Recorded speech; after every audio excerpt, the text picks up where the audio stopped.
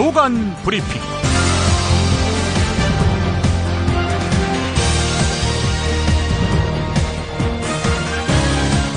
2015년 9월 26일 토요일입니다. 오늘은 중앙일보 이훈범 논설위원회 배신은 가까운 곳에서 시작된다는 칼럼 일부를 소개하면서 시작하겠습니다. 배신은 권력자가 힘이 빠졌을 때 가장 가까운 곳에서 벌어지는 것이다. 지금 듣기 좋은 말을 하고 있는 측근에게서 배신이 시작될 가능성이 높다는 이야기다. 현종 대왕 같은 성군도 말년엔 그랬다. 그래서 갈수록 쓴소리, 직언, 이것을 의미하는 간언에는 염증을 내고 아첨하는 소리, 띄워주는 소리, 즉 감언에 빠져들었다. 조고, 진회와 함께 중국 3대 간신으로 통하는 이인보가 등장하는 배경이다. 이인보는 간신의 전형이다. 음험한 성격에다가 음모에 능하며 모함에 탁월했다. 그렇게 황제의 눈을 가리고 귀를 막아서 18년 동안 재상을 했다. 그의 주특기가 달콤한 말이다. 황제뿐 아니라 모든 사람을 감언으로 홀렸다. 그러나 속마음은 달랐다. 그의 서재에 밤늦게까지 불이 켜져 있으면 다음 날에는 누군가 죽거나 감옥에 가는 일이 일어나서 사람들이 두려워했다는 기록이 전해진다. 내 뜻을 거스르는 사람들을 입속의 혀 같은 사람들로 바꾼다고 해서 배신의 위험이 줄어들지 않는다, 이런 이야기다. 대통령과 가까운 거리의 사람들을 싸잡아서 잠재적 배신자로 모는 것 같아서 안 됐지만 경계가 불가피하니 어쩔 수 없다. 이해하시라. 네, 이런 내용이었습니다. 그러니까 유승민이 배신자가 아니라는 겁니다. 도리어 유승민처럼 쓴소리하는 사람을 잘라내야 한다고 부추기는 21세기 대한민국의 이인보 같은 사람들, 이런 사람들이 배신자가 될 가능성이 높다는 이야기입니다. 따라서 멀리해야 한다, 이런 이야기죠. 박근혜 대통령이 추석 연휴에 좋은 음식 먹고 보름달 바라보면서 이훈범 중앙일보 논설위원회 충고를 마음속에 새기기를 바랍니다. 고공농성하는, 밀린 임금 못 받아서 고통받으면서도 잘릴까봐 아무 이야기 못하는, 아니 아예 일자리가 없어서 고심하는 노동자들 걱정해달라는 이야기까지는 하지 않겠습니다. 이 시각 반드시 알아야 할 뉴스부터 짚어보겠습니다. 오랜만에 내려와서 기분이 너무 좋고요. 이번 명절에는 가족들하고 같이 보낼 생각이에요. KBS와 인터뷰한 귀성시민의 말을 들어보셨습니다. 민족의 명절 한가위가 열렸습니다. 오늘 새벽부터 고향길에 나선 차량이 많아지면서 정체 구간이 늘고 있습니다.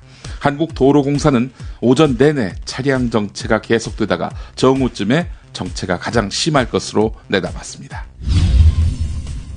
전체 인민군 장병들과 근로자들 연금, 보조금, 장학금을 받는 모든 대상들에게 월 기준 생활비의 100%에 해당한 특별 상금을 수여한다. 북한의 김정은 제1위원장이 다음 달 10일 노동당 창건 70주년을 앞두고 거의 전 주민들에게 특별 상금을 지급하기로 하는 등 통큰 선심성 행보로 체제 결속을 다지고 있습니다.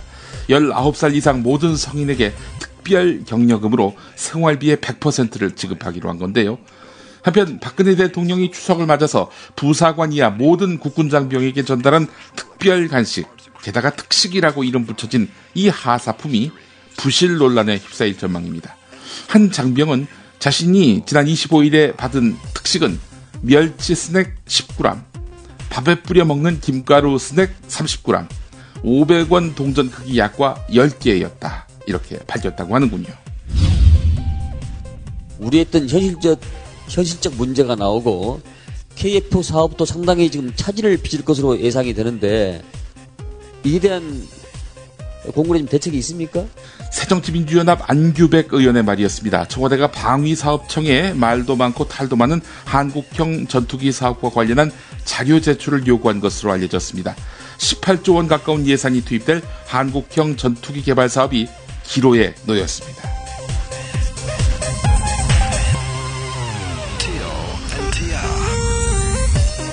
김용민의 조간브리핑, 이담채 김치, 컴백홈 대리운전, 산양산삼 막걸리, 전창걸의 새싹 땅콩차, 연지연 곰탕, 빌라데미의 공동 제공입니다. 김치가 다 같은 것 같죠? 아니요, 이담채는 진짜 다르죠. 겨울 전라도, 여름 강원도, 봄 가을 충청도 최고의 배추만 골라와야지요. 소금 영광에서 직송된 최고의 국산 천점이 기본 아닌가요? 아, 고춧가루와 파, 마늘 괴산 영천에서 건강한 놈들만 가져와야 해요. 우와, 재료가 반이라고 하던데 역시 이담채네요. 그런데 어떻게 담가야 이담채 김치 맛이 나요? 아유, 이거 비밀인데 다시마에 표고버섯, 양파, 멸치를 넣고 우려낸 육수에다가 온갖 재료를 잘 버무리고 2달 동안 저온 숙성한 양념을 써야 해요. 근데 흉내내봐야 소용없어. 30년 연구한 레시피에 30년 김치만 만든 손맛을 따라갈 수 있겠슈? 이담채 김치. 안내와 주문은 검색창에 이담채를 입력하세요. 전화는 1544-4586 1544-4586. 컴백홈 대리운전. 여자한테 참 좋은데. 여자한테 정말 좋은데 어떻게 표현할 방법이 없네. 컴백홈 대리운전이 왜 여자한테 좋냐고요? 대리기사님을 전화가 아니라 스마트폰 앱으로 호출합니다. 대리기사님의 사진과 평가, 체험 후기를 보시고 선택합니다. 그리고 모든 결제를 현금이 아닌 스마트폰에서 간편히 끝냅니다. 컴백홈 대리운전 왜 이제 나왔니? 묻지도 따지지도 않는 대리운전, 이제 컴백홈으로 바꾸자. 구글 플레이 앱스토어에서 컴백홈 대리운전을 입력하세요. 신규 고객 전용 쿠폰 번호 1818 입력하시면 기본 10,000원에 쿠폰 10,000원을 더해서 2장의 쿠폰을 선물로 드립니다. 컴백홈 대리운전, 하하, 남자한테도 좋은데 정말 좋은데. 여기요, 막걸리 하나 주세요. 막걸리 달라니. 이모님, 지리산 곰보배추 막걸리 주세요. 지리산 곰보배추 막걸리?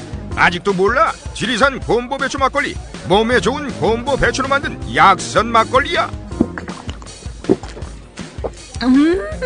향도 좋고 부드럽고 맛있네요. 밀가루를 사용하지 않고 100% 우리 쌀로 만든 전통주야. 막걸리는 쌀로 만들어야 속이 편하고 숙취가 없거든. 지리산 곰보배추 막걸리, 촌사람닷컴 홈페이지에서 구매할 수 있습니다. 네이버에서 촌사람닷컴을 검색하세요. 문의 1899-4188. 어나더타임 508을 진행하는 전창걸입니다. 레스베라트롤과 아스파라긴산이 풍부한 새싹 땅콩을 오랜 시간 증숙해서 만들어 맛이 고소한 새싹 땅콩차. 소중한 사람에게 마음을 담은 추석 선물을 보내주시면 어떨까요? 정말 좋은 게 많은데 식품이라서 설명할 수 없는 안타까움이 있지만 이미 드셔본 분들은 몸에 좋은 반응을 느끼고 계십니다. 속상한 세상, 그럴수록 몸은 더 잘 지켜야겠죠. 부담 없는 추석 선물로도 아주 좋은 새싹 땅콩차. 정말 좋습니까? 물으신다면 자신있게 대답합니다. 정말 좋습니다. 남자에게만 좋냐고요? 여자에게도 좋습니다. 인터넷 다음에서 새싹 땅콩차를 검색하시고 전창걸닷컴으로 오세요. 회원가입 없이 바로 주문하실 수 있습니다. 전화 주문도 가능합니다. 070-8635-1288 070-8635-1288입니다. 한 줄의 칠면부터 보겠습니다. 수사와 관련한 어떤 법률에도 특정인의 진정을 받아서 수사에 착수할 수 있다. 이런 근거조항은 없죠. 수사기관이 실제로 그렇게 한 사례도 찾기 힘듭니다. 이 때문에 서울 동부지검이 마약 투약설과 무관하다면서 자신의 결백을 증명해달라는 수원대 교수 김현경 씨, 김무성 새누리당 대표의 둘째 딸이죠. 이 김현경 씨의 진정을 계기로 해서 DNA와 모발 채취 등 사실상 수사에 착수하니까 이 배경이 무엇인가 이를 두고 논란이 일고 있습니다. 강력부 경력이 많은 한 차장검사급 검찰 간부는 당사자가 자신의 결백을 입증하겠다면서 마약 사건의 진정을 내고 곧바로 검찰이 DNA 감정까지 하는 건 처음 봤다 라고 말했습니다.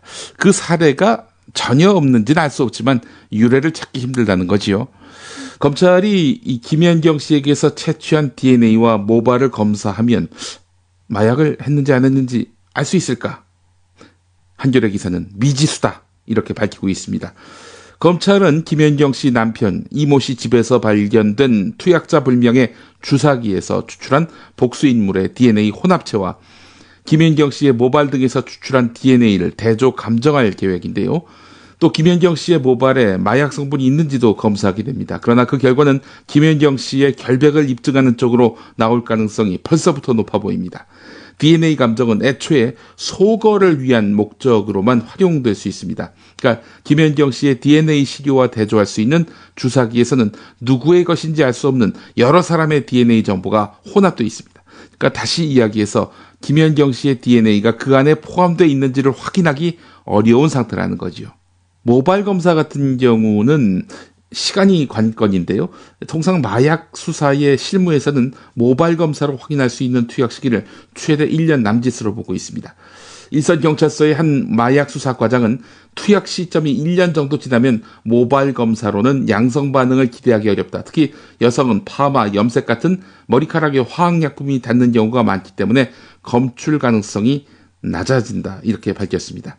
자, 그런데 법원 판결문을 보면은 김현경 씨의 남편이 마지막으로 마약을 투약한 것이 지난해 6월쯤으로 되어 있습니다. 1년 지났죠? 확인할 수 있을까요? 결국 검찰이 김무성 딸은 마약과 무관하다 이런 결론을 내기 위해서 관행에도 없는 수사에 착수한 것 아니냐 이런 해석이 가능합니다. 종편이 대대적으로 떠들겠군요. 김무성 딸 마약설 이것은 억측이고 모함이다. 인터넷 괴담 심각하다. 따라서 인터넷 사전 심의제 필요하다. 이런 얘기로 비화할 가능성이 높아 보이네요. 건국 이래 최대 무기 사업이라 할 수 있겠지요. 한국형 전투기 개발 사업. 차질을 빚고 있습니다. 미국이 4개 핵심 기술 제공 못하겠다 이렇게 버티고 있거든요. 그럼 애초에 이렇게 핵심 기술 제공을 안 해줄 거면 왜 로키드 마틴하고 계약을 했느냐 이런 의문이 제기되고 있는 거 아니겠어요?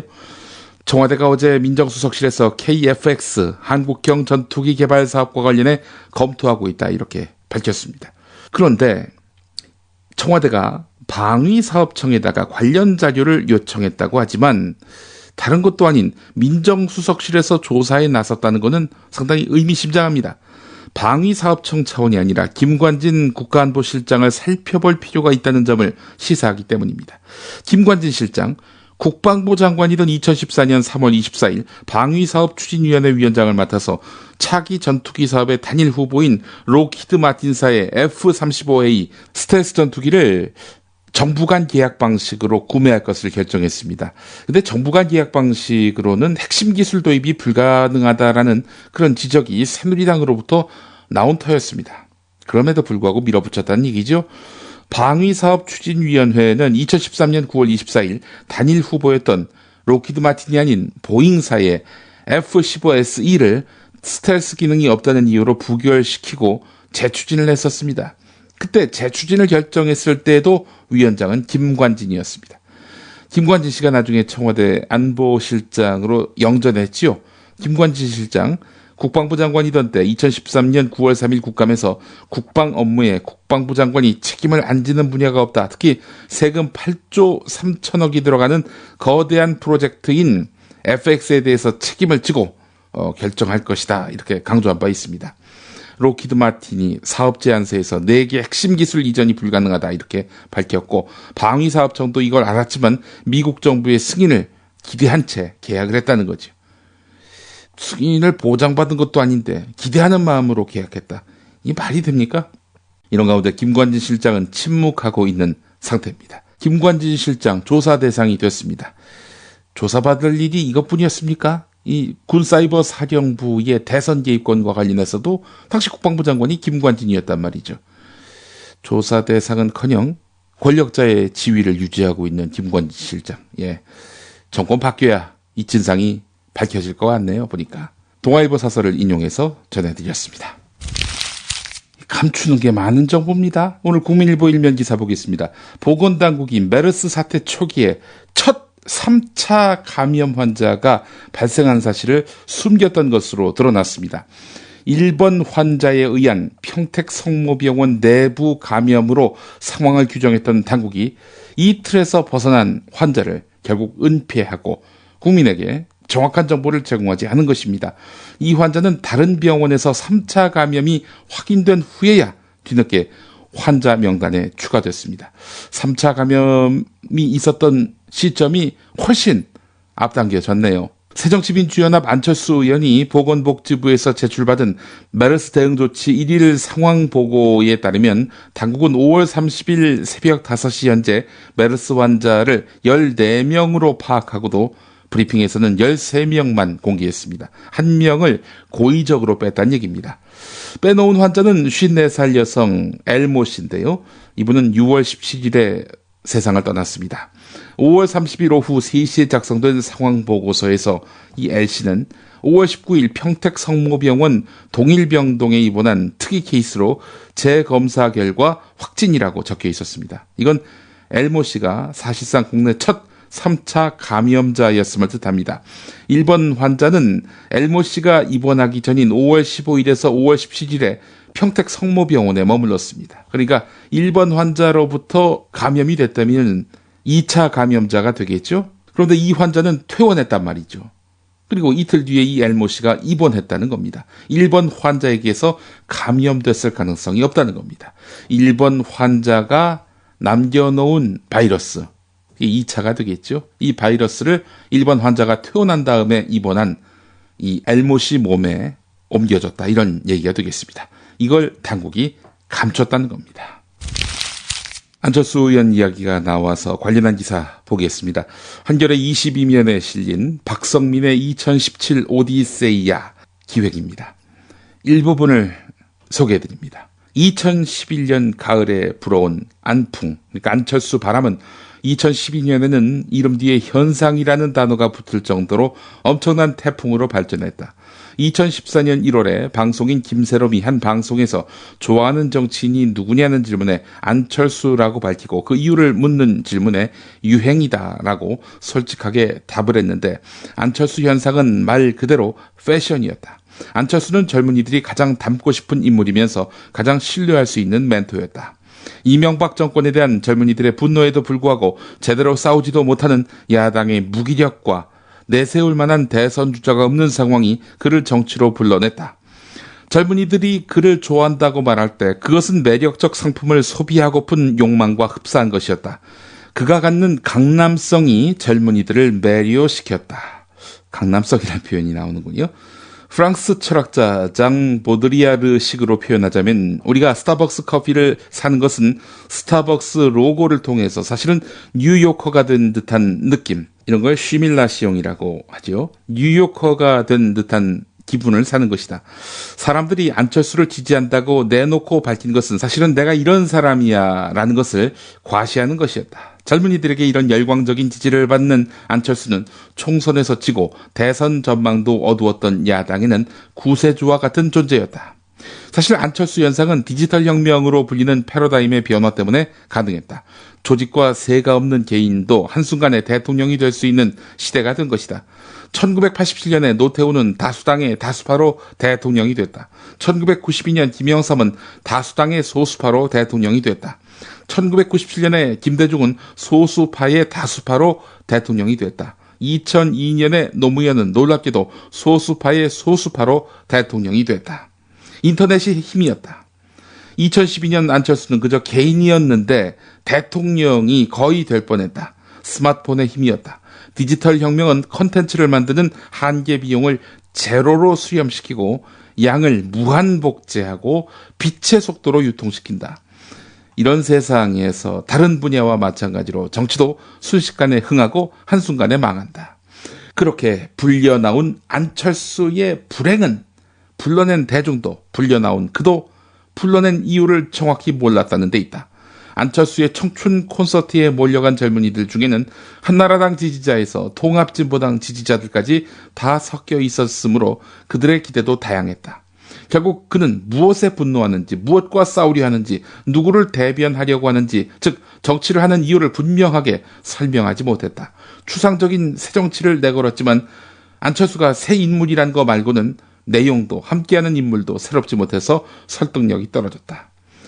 나는 2012년 대선 당시 박근혜, 문재인, 안철수 후보를 여전히 점유율 1위이긴 하지만 시대에 뒤떨어진 노키아, 옴니아 수준의 삼성, 아이폰 없는 애플에 비유한 적이 있었다. 결국 노키아가 스마트폰 시대에 적응하지 못하고 패자가 됐다. 새누리당이 지금처럼 혁신 없이 가다가는 다음 대선에서는 망한 노키아 꼴이 될 것이다. 유감스럽게도 아직 문재인은 갤럭시를 만들지 못했고 안철수도 아이폰을 만들지 못했다. 네. 이렇게 이어진 칼럼입니다. 문재인이 삼성, 안철수가 애플이란 뜻일까요? 예. 한편 국민일보 사면을 보면은 새정치민주연합 이동학 혁신위원과의 인터뷰가 실렸습니다. 안철수 의원이 험지로 나가라는 혁신위원회 제안을 거부했죠. 서울 노원구 지역 주민과의 의리를 이유로 들었는데요. 이에 대해서 이동학 혁신위원은 지역 구민을 위한다고 말한다면 구의원을 하는 게 낫다. 이렇게 질타를 했습니다. 부산이 싫다면 문재인 대표와 함께 강남에 출마하는 것도 괜찮다. 이렇게 말했다고 하는군요. 예. 한편 한겨레 6면을 보면은 안병옥 새정치민주연합 윤리심판위원장과의 인터뷰가 있습니다. 추석 연휴가 끝난 다음 심판원장 측에서 물러나겠다 이렇게 밝혔는데요. 내가 자리를 지키는 한 심판원이 어떤 결정을 내려도 개파주의 시비에 휘말릴 수밖에 없다 이렇게 말을 했다고 하는데 지난 23일에 정청래 조경태 의원 징계심사 결과를 두고 이중잣대 논란이 벌어진 것에 대한 부담 때문으로 보입니다. 2012년 총선 당시에 민주통합당 비례대표 공천심사위원장을 맡은 이력 때문에 심판원장에 선임된 직후 비주류와 보수 언론으로부터 친문재인 인사라는 공격을 받기도 했습니다. 문재인 대표 시절도 아니었는데 왜 친문재인으로 분류가 되는지는 알 수 없습니다만은 여간 왜 정청래는 징계를 풀고 조경태에 대해서는 해당 행위라고 규정했느냐 이렇게 한겨레 기자가 물어보니까 정청래 의원은 징계 뒤에 근신하면서도 의정 활동도 성실하게 했다. 하지만 조경태 의원은 경고를 받은 뒤에도 계속 발언 수위를 높여왔다. 당 중앙위원회를 두고 집단적 광기 운운한 것은 결코 그냥 넘어갈 수 없는 사안이다.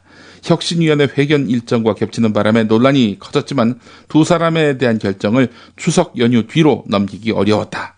이렇게 말했다고 합니다. 한겨레 사설입니다. 자기 갈 길 찾겠다며 함께 죽어가는 야당 이런 제목입니다. 최근 한국갤럽이 실시한 여론조사 결과를 보면은 내년 총선에서 현 정부의 잘못을 심판하기 위해 야당 후보가 당선돼야 한다는 응답이 현 정부의 힘을 보태기 위해서 여당 후보가 많이 당선돼야 한다는 응답보다 높은 것으로 나타났다. 이렇게 시작합니다.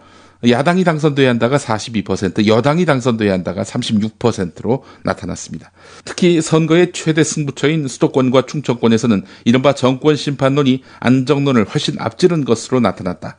야당으로서는 내년 총선이 한번 해볼 만한 선거인 셈이다. 하지만 눈을 야당 내부로 돌려보면 한숨밖에 나오지 않는다. 차려진 밥상도 걷어차는 야당, 이것이 바로 야당의 현주소다. 혁신위원회의 살신성인 제안 이후 새정치민주연합은 완전히 아수라장이 됐다. 이런 싸움에 몰두하기에는 야당이 돌봐야 할 이 시대 그늘진 민중들의 삶이 너무나 팍팍하고 비루하고 궁박합니다. 뉴스의 재구성 듣고 오겠습니다. 장관도 임금 비교제에 동참하고 계십니까? 장관님 포함돼야 안 돼요? 여기 있는 국회의원들 포함돼야 안 돼요? 도대체 양심이 있어야 될 거 아니에요? 이 짝퉁 임금 피크제, 이게 임금 상한제인데 왜 이 사회에서 고액연금 받는 사람들은 임금 상한제에 포함 안 시켜요, 그러면? 장관은 왜 1억 2천씩 다 가지고 와요? 국회의원은 왜 1억 4천을 다 받아야 되고 5, 6천만 원 받는 늙은 노동자들 3천만 원짜리 청년 연봉 만들어내라고 하면서 왜 이 자리에 있는 사람들은 고액임금 다 받아갑니까? 왜? 양심이 있어야 될 거 아니에요, 양심이? 타협하자, 고통분담하자, 살찐 고양이법이라고 있어요, 유럽에. 살찐 고양이들 살 드러내는 거, 그게 고통분담입니다. 졸라맨 허리띠도 없는 사람 무슨 고통분담을 합니까? 가만히 계세요. 정부가 결단만 하면 할 수 있는 게 얼마나 많습니까? 청년고용 의무 할당제 5%만 해도 23만 개 일자리 다 만들 수 있어요. 대기업들 사내유보금 1%만 조세로 걷어도 6조 원입니다. 왜 못합니까? 왜 안 합니까? 졸라맨 허리띠가 없어요. 200만 원도 못 받는 940만 노동자들. 허리띠 졸라매는 게 아니라 목 조르는 거예요. 노동자 목 조르는 노동부 장관 자격 없어요. 9월 11일에 있었던 국회 환경노동위원회 고용노동부에 대한 국정감사. 정의당 대표 심상정 의원의 추궁을 담은 동영상이 인터넷에서 화제인데 당시 현장으로 가보면 그 김민수 참고인께 묻겠는데요. 지금 이 청년들의 취업난이 심각해지고 있는 이유, 왜 취업이 어렵다고 보십니까? 청년유니온 김민수 위원장. 지금 어쨌든 정부의 핵심적인 산업정책은 창조경제로 요약이 됩니다. 이런 산업들에서 종사하는 종사자의 처우가 너무나도 열악하기 때문에 청년들이 얼마 남지 않은 괜찮은 일자리로의 경쟁이 심화되고 있고, 이런 과정에서 청년 일자리 문제가 왜곡되고 심화되면서 세대 간 갈등의 양상으로 드러나는 것이 새정치민주연합 창하나 의원 질의 때 마이크를 잡은 한 노동자의 발언도 들어보면, 저는 대한민국 비정규직 청년이었습니다. 지난 8월 25일에 제조업체 생산직 파견으로 근무하다가 해고되었습니다. 안산의 파견업체는 가보시면 아시겠지만 엄연히 법에서 불법이라고 함에도 생산직 파견 사업 모집이라고 대문짝만하게 광고를 합니다. 한 회사의 파견업체만 8군데가 넘습니다. 그리고 거기 안에 파견직들이 200명이 넘게 있고요. 파견 자체가 불법인데 그 안에서 벌어지는 불법들은 얼마나 만연하겠습니까? 근로계약서는커녕 사대보험도 들꺼내 나가라는 식입니다. 게다가 정규직과는 같은 일을 해도 임금은 절반입니다. 언제 해고될지 모르는 두려움, 하물며 작업복, 캐비넷, 통근버스까지 모든 것들이 차별입니다. 게임 용어로 한번 표현해 보자면 정말 미쳐 날뛰고 있습니다. 다시 심상정 의원. 고용노동부 차관을 상대로 속사포를 터뜨리는데, 질 나쁜 일자리만 늘어나니까 청년들의 취업하기 어렵다, 이런 얘기인데, 박근혜 정부는 가장 중요한 대책으로 비정규직 정규직화를 내걸었어요. 그런데 애초 약속과는 달리 비정규직 지금 사용기간 연장을 이야기하고, 불법 파견을 지금 묵인하고, 또 파견을 확장하고, 또 각종 인턴제를 확대해서 질 나쁜 일자리를 계속 늘려가고 있습니다. 청년 인턴제가 뭡니까? 그것도 고용 할당이에요, 할당. 할당인데 왜 비정규직으로 할당을 합니까? 그러니까 질 좋은 일자리인 공공부문하고 대기업들도 전부 이런 그 정부의 안내에 따라서 청년 인턴 같은 그런 질 나쁜 일자리로 전부 안내를 해서 좀 청년 실업이 더욱 심각해지고 있다, 이렇게 생각을 합니다. 어떻게 생각하세요, 차관님? 글쎄요, 유럽 같은 국가에서 보면, 유럽 대륙 국가에서 적어도 90년대 이후에 노동시장 개혁을 열심히 하고 있습니다. 딱 그만큼만 하자고요. 독일처럼 노사 공동결정제도 도입해서 파견제를 확대하더라도 노사가 임금 수준을 결정하도록 그렇게 합시다, 우리도. 또 네덜란드 사례 열심히 들고 있는데, 네덜란드 절반 가까운 분들이, 그분들은 정규직 노동자들이죠. 단순히 시간만 단축하는 그런 아주 행복한 비정규직이라면 우리도 합의할 수 있어요. 자꾸만 그 유럽 핑계 대지 마시고, 지금 질 나쁜 일자리를 계속 양산하는 거꾸로 가는 노동정책, 이것을 더더군다나 법제화하는 것은 어떤 일이 있어도 이 환경노동에서 통과가 어렵다는 것을 미리 제가 말씀을 드립니다. 그리고 제가 그 임금 피크제에 대해서 한 말씀 드리겠는데요. 고통분담해서 청년 일자리 늘려주자는 거 아니에요? 그런데 임금 상한제면은 그 지금 공공부문이나 그런데 임원들 포함됩니까, 안 됩니까, 여기? 어? 이분들은 아마 임금 체계 자체가 아마 그 성과급 중심으로 돼 있어서. 아니, 성과급이고 연봉이고 간에. 그러니까 우리 사회에서 지금 말끝마다 정부 여당에서 이야기하는 게 고통분담을 이야기를 하는데, 살찐 고양이 살 빼도록 하는 게 고통분담이에요. 그런데 최고 연봉자들, 응? 네, 장관 지금 55세 이상 5, 6천만 원 연봉 받으시는 분들, 3천만 원짜리 청년 일자리 창출하자, 이렇게 호소하고 다니시는데, 우리 사회의 고연봉자들 임금 삭감부터.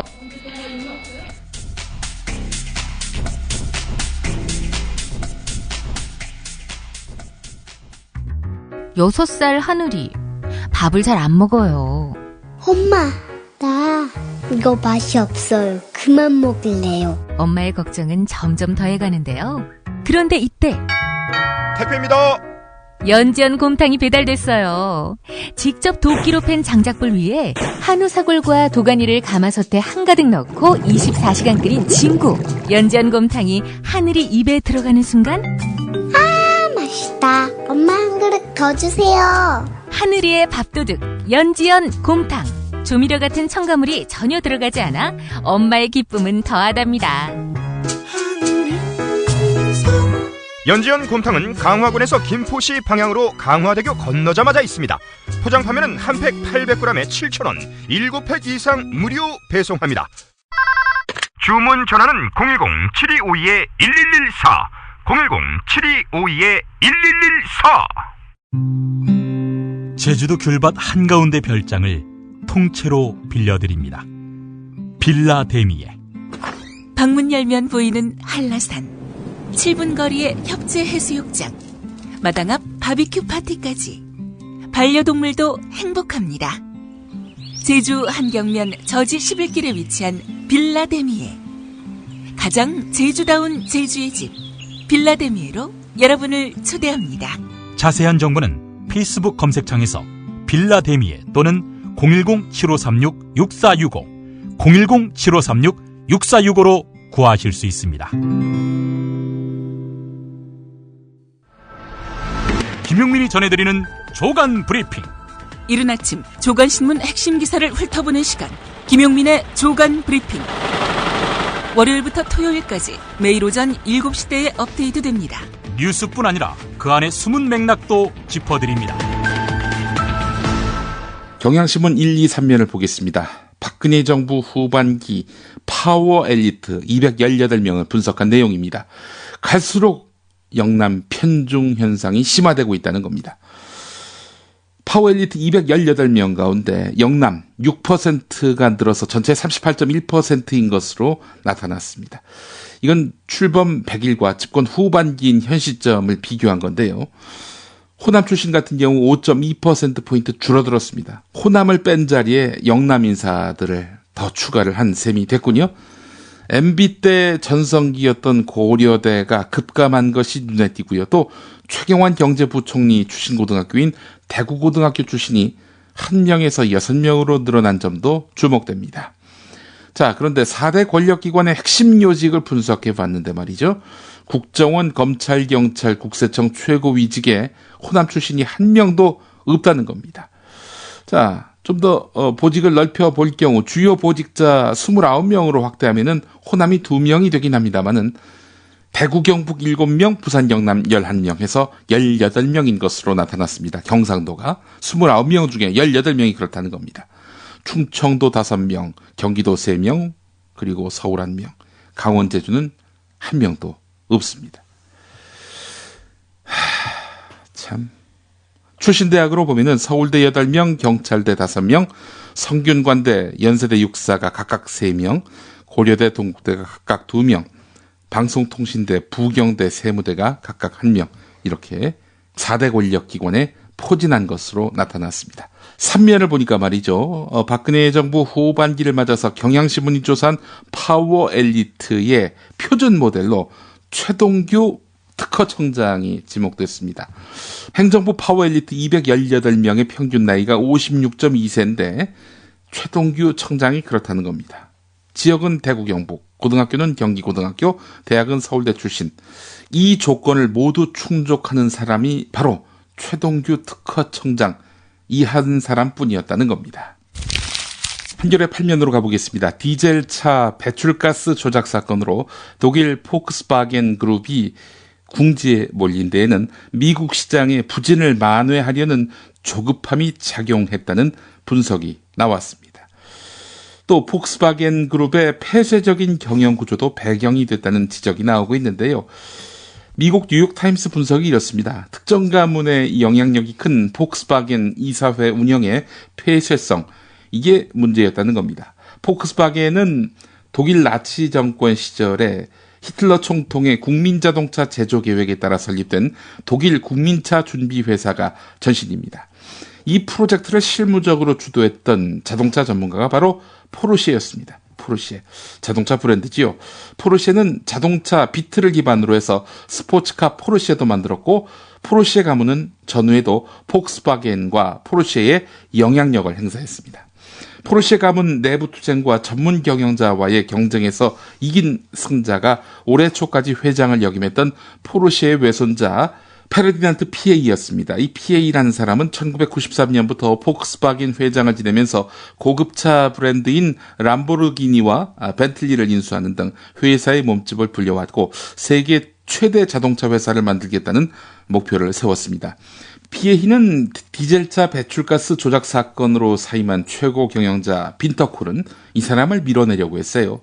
근데 올해 초에 오히려 자신이 회장직에서 물러나게 됐단 말이죠. 그때까지만 해도 폭스바겐의 경영권을 20년 이상 장악했습니다. 지금은 회장직에서 물러나 있긴 하지만 피에히를 포함한 포르쉐 가문은 폭스바겐의 의결권이 있는 주식 절반 이상을 보유하고 있습니다. 그래서 최근에 독일의 한 신문은 폭스바겐 경영 방식이 독재적이며 시대에 뒤떨어져 있다 이렇게 지적했습니다. 경향신문 11면 보니까 말이죠. 김문기 씨 이야기가 있군요. 비리 사학 논란의 장본인이 바로 김문기 전 상지대 총장 아니겠습니까? 이번에는 자신이 대주주로 있는 저축은행을 사금고처럼 이용했다가 재판에 넘겨졌습니다. 춘천지검은 2010년 10월 자신이 대주주인 강원저축은행을 통해서 딸에게 5억 원을 불법 대출해준 혐의로 김문기 전 총장을 불구속 기소했다고 밝혔습니다. 현행 상호저축은행법상 저축은행은 대주주의 자녀를 포함해서 친족이나 특수관계인에게는 돈을 빌려줄 수가 없습니다. 김문기 총장은 법망을 피해서 다른 사람 명의로 딸에게 대출을 해줬는데 금융감독원은 이 같은 불법 행위를 적발해서 검찰에 통보했습니다. 조선일보 5면을 보면은 김정은 북한 노동당 제1비서의 체중이 지난 5년 동안 30kg가량 불어나서 현재 130kg에 육박하고 있는 것으로 알려졌다. 이런 내용이 있습니다. 얼마 전에 TV조선도 김정은이 살쪘다. 이렇게 보도한 바 있었는데요. 김정은의 체형도 뉴스가 될 수 있는 신문 방송이 바로 조선일보와 TV조선입니다. 이런 게 뉴스거리가 될 수 있을까요? 물론 북한 최고 지도자의 건강 상태가 한반도 정세에 미칠 여파도 있겠지만은 나중에 살 빼면 또 어떡하려고요. 살 빠졌다고 또 뉴스로 다룰지 그것도 주목되고요. 한편 조선일보는 정부 소식통이 전한 말이라면서 2013년 12월 고모부 장성택을 처형한 이후 김정은의 체형이 급속하게 비대해졌다. 스트레스로 인한 폭식이 주 원인인 것으로 보인다. 이렇게 말했다고 하는데 이런 분석은 근거가 있나요? 조선일보 2면에 실린 기사도 주목됩니다. 척수장애인들이 많이 계시죠. 척수장애인이 걸었다. 영화 아바타가 현실화됐다. 이런 내용입니다. 하체마비 장애인을 다시 걷도록 한 뇌파 송수신 시스템이 핵심인데요. 환자의 몸을 가볍게 들어서 쉽게 걸을 수 있게 하고 넘어지는 것을 방지해주는 보조장치가 설치되고 뇌파를 읽어서 환자의 의지를 알아내는 그런 모자가 씌워지고 환자가 집중해서 걷고 싶다는 생각을 하면 이 생각이 뇌파 형태로 컴퓨터에 송신이 되고 그렇게 되면은 환자가 걷고 싶다는 생각을 멈출 때까지 양다리가 번갈아 움직이는 이런 형태로 해서 하체마비 장애인을 다시 걸을 수 있도록 했다는 겁니다. 좀 더 그 장비가 간편해져서 척수 장애인이 외형상으로도 일반 비장애인과 별 차이가 없게끔 보이는 그런 세상이 온다면 얼마나 좋을까요? 장애인들이 하루속히 차별 없는 차이를 느끼지 않는 그런 세상을 만났으면 좋겠습니다.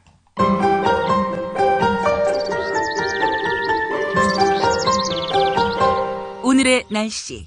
토요일이자 추석 연휴 첫날입니다. 오늘 낮 기온은 서울이 29도, 대구, 광주 28도까지 올라서 낮과 밤의 기온 차이가 대부분 10도 이상 크게 벌어지겠습니다. 기상청은 이번 추석 연휴 기간 내내 전국이 대체로 맑은 가운데 낮과 밤의 기온차가 크겠다고 내다봤습니다. 바다의 물결은 제주 남쪽 먼 바다에서 최고 3m로 높게 일겠습니다. 노래로 널리 알려진 직녀에게 이 가사를 쓴 분이 바로 문병난 시인입니다. 조선대 교수를 역임한 분이죠. 어제 세상을 떠났군요. 전남 화순에서 태어나서 조선대학교 국문학과를 졸업했고 1962년 김현승 시인 추천으로 현대 문학을 통해서 등단했는데 직녀에게 이 노래는 분단의 아픔과 통일 염원을 노래한 시 아니겠습니까? 1980년대 김원중 시를 통해서 세상에 알려지게 됐습니다. 직녀에게를 쓰신 문병난 시인의 명복을 빕니다. 직녀에게 일부분 들으면서 마무리하겠습니다. 추석 연휴 지나고 9월 마지막 날인 30일 수요일에 인사드리겠습니다. 여러분 추석 연휴 행복하게 보내십시오. 이별이 너무 길다 슬픔이 너무 길다 선체로 기다리기에 세월이 너무 길다. 말라붙는 하수 눈물로 녹이고 가슴과 가슴에 너도 떠올라 그대 손짓하는 년이라 은하수 건너 어작이 없어도 너도 똘이 없어도 가슴 딛고 다시 만날 우리들 연이나 연이나 이별은 끝나야 한다. 슬픔은 끝나야 한다. 우리는 만나야 한다.